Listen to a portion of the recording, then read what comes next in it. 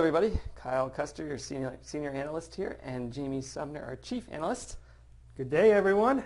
And of course, as promised last week, we have FOMC results. Obviously, they increased rates, but they did release a lot more information. Every now and then they release their charts and graphs and kind of give us an idea of what they're projecting at the Fed. Now, we've talked about the CME Group and Fed Fund futures in the past, and they typically do not correlate at all. So they're getting more in line, though, as we move along here. A little bit, but the FOMC typically feels that rates will be hiked at a faster rate than the futures market is indicating. And what we're showing here is September. So this was released in September 2016. And you can see here that even a few months ago, we had some people that didn't even think that we were gonna hike rates. Yes. But for the most part, this is really not that much different than what they released for December.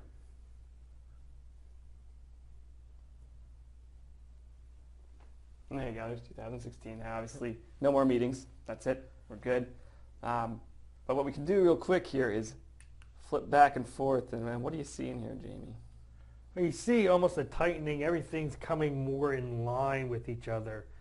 You don't have as fat as columns. They're kind of stacked up a little more on top of each other. So there's maybe a little less of a consistency within the numbers, but overall we do continue to see that trend upward. Sure. And then we see here that we're looking at maybe they're thinking 2 to 3 rate hikes in 2017. I believe the futures market is more like 2. 2, yeah. One mid-year, then one end of the year is what the future market is looking at right now. But this next slide will show us, really shows us the changes over the September meeting and the December meeting, and really not too much, but there's a few issues here that you can pick up on. Yeah, one primarily you see, even going out into 2019, the growth prospects that they're putting out there, the projections are pretty low. They continue to be at or below that 2% mark, and that 2% growth in the economy really isn't going to cut it if we're going to continue in this expansion.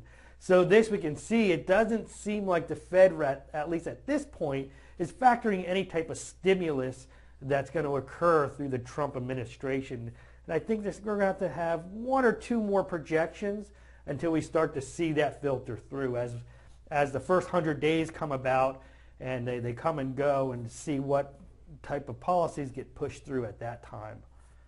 But also the unemployment rate, they're staying basically the same, going out, coming down a little bit out in 2019. So the unemployment play, basically we're there. Now the only question though, Kyle, is the fact that this is looking at the U3, or the official unemployment rate. We have to keep an eye on that U6, that employment rate that includes all those discouraged and people working part-time, but they really want full-time position, because that's still above that 9% level. Right. And then with inflation, you can see inflation still in check, below that 2% mark for most of the time, at or below that 2% mark. So really not showing that need there.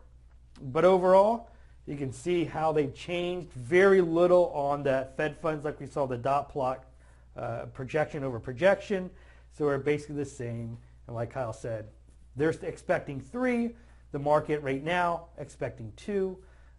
So we have to ask ourselves, how's that going to impact the overall deposit pricing at the bank?